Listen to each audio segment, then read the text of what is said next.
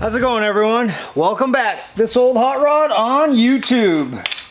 It's early Sunday morning. I'm already out in the shop trying to get a couple of things accomplished on the drag car project. So it's episode 5, and what we're working on today is I'm going to modify a set of front drums. So they're 46 to 48 or 42 to 48, I believe.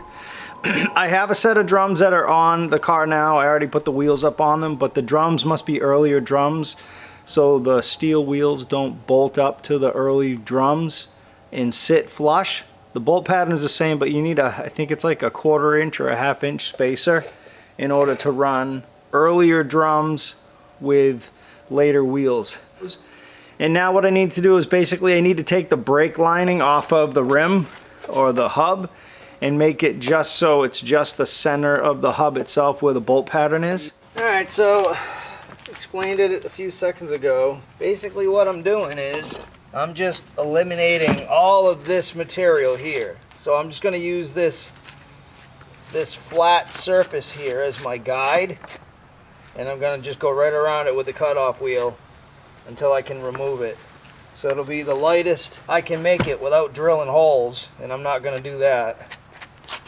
So I'm just going to grab my cutoff wheel and get to work. Times 2.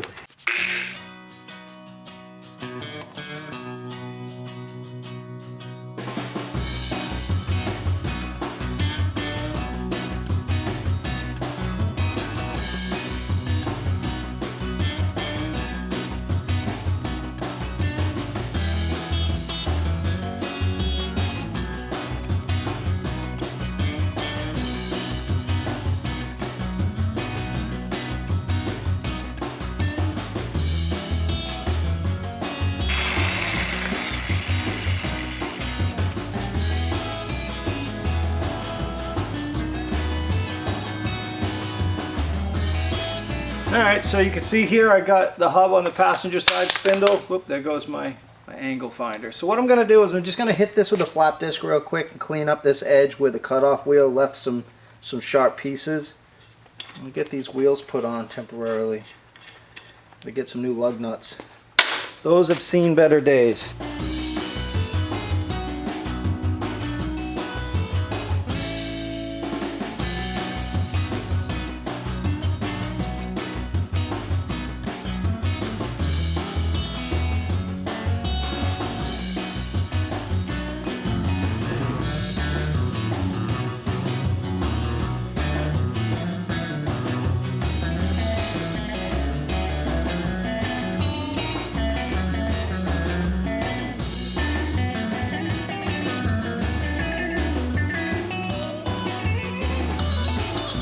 Alright, gloves,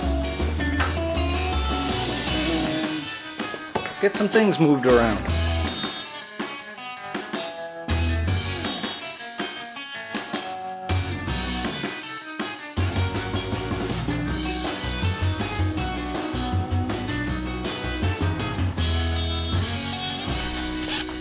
Alright, what I need to do is I need to drill out this pilot bushing to 5/8 of an inch. But I already have my 5/8 drill bit in my lathe. So what I'm going to do is I'm just going to pull this bushing out, throw it in my lathe, and just drill it out real quick.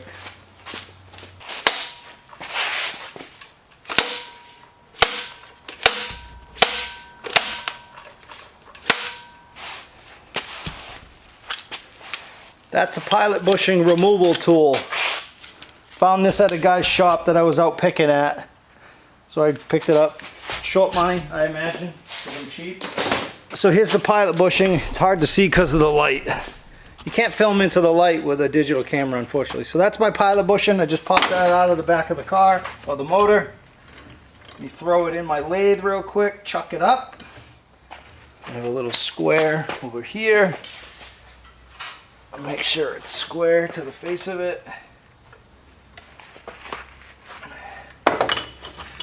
Like I said, I already have my drill bit in the lathe already, so it just kind of makes sense to drill it out now.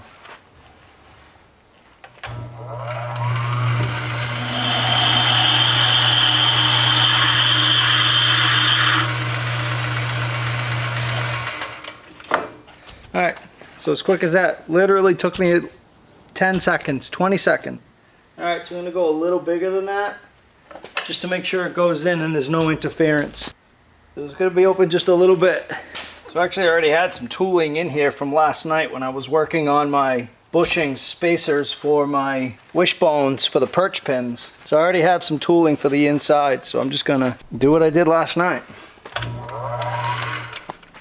All right, all set. I thought I turned the camera back on, but I didn't. Fits on my gauge, my calipers. There's just a tiny bit of wiggle room in there, so it should just be perfect for the input shaft on the transmission.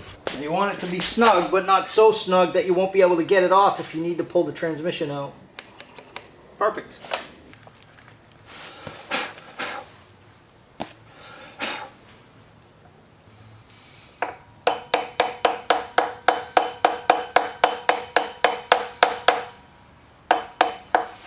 I just tapped it back in softly to the line it was already in from where it was before. You can see it clear as day, so should be good. I'm gonna lower it down and I'll get the transmission put on it.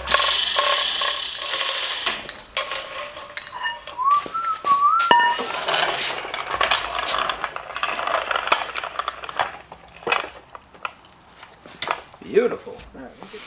What's going on, everyone? Well, my buddy Pete showed up and we got to talking and he wanted to come down and give me a hand with a few things. So we've been pretty busy for the last hour or so. I didn't film, but we got some things accomplished. So when I left off, I was just bolting the motor to the transmission. That's right when he pulled up.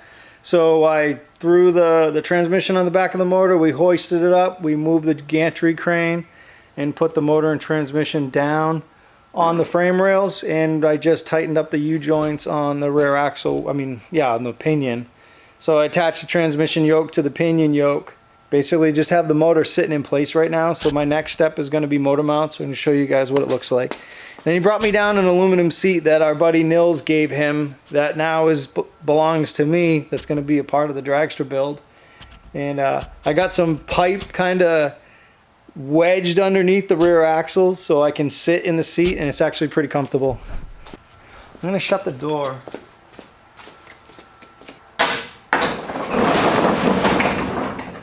I have my laser level here.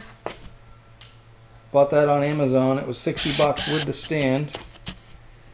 But if you look, you can see that level line. And that level line goes from the center of the crank bolt all the way back to the center of that U-joint. And the top of this is at 0. I just had my level finder on there, my gauge finder or whatever it is. So I know the pinion through the transmission, through the crankshaft is at dead level at 0 degrees. The frame is at 0 degrees and this table is at 0 degrees front to back, side to side. So that's what it's going to look like essentially. I've got to build, I had set of NOS Hurst mounts that I threw on here real quick, bolted them on. I am still looking for the big bolt that goes inside there. There's one large bolt that goes in there. I know I have a set here, I just can't find them. So what I need to do now is build some motor mounts that go here. Obviously one on each side. And then after I get that done, I need to build a mid plate. So that mid plate is going to catch this bolt here, this bolt here, and this bolt here. And it's going to go down to the top of the frame rail and down inside the frame rail. This is the seat that he gave me, he brought down. Like I said, my buddy Nils gave this to Pete, and then Pete just donated it to me for the Dragster build. It's actually too small for Pete, so obviously it's got some green paint on it. I'll remove the green paint. So I don't know exactly where things are going to lay out at this point now, but we just set it on there for the time being, and I hopped up in there. I'm actually thinking it's probably going to be kind of further up like that, but I don't know, we'll see. But I got the brake line, this little clip there, and the seat actually clips right into it. It kind of fit on there perfectly. So that's what it looks like at this point. It's pretty mean.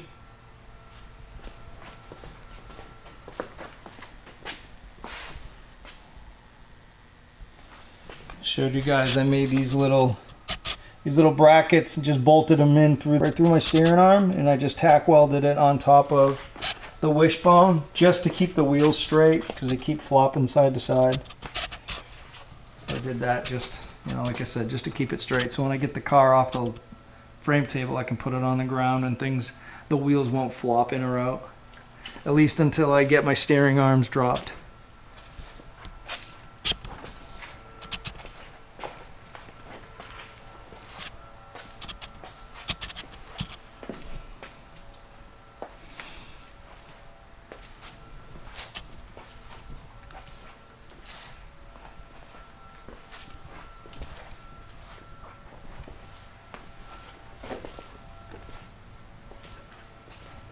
Alright guys, I kind of like it without the body.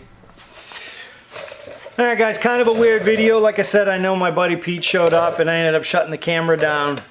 That's where I'm at. That's what's going on. That's where I'm at. We'll continue the next episode fabricating the motor mounts and then fabricating the mid plate. After I get the motor and transmission mounted, it's going to be hard mounted to the chassis. Once that's done, I'm going to lift the car off of the frame table and put it on the ground.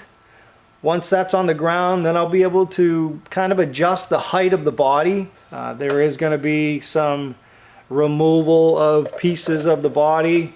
I'm going to remove the inner door structures. I'm going to remove the gas tank underneath the top of the cowl. It's already been, some of it's been cut out, but not all of it. So that's going to go. Anywhere that I can shave weight, I'm going to shave weight. So obviously want to make this thing as light as I possibly can. So that'll be the next couple episodes on this old hot rod, my 1950s era dragster build. So we'll see you guys soon. Take care. Bye-bye.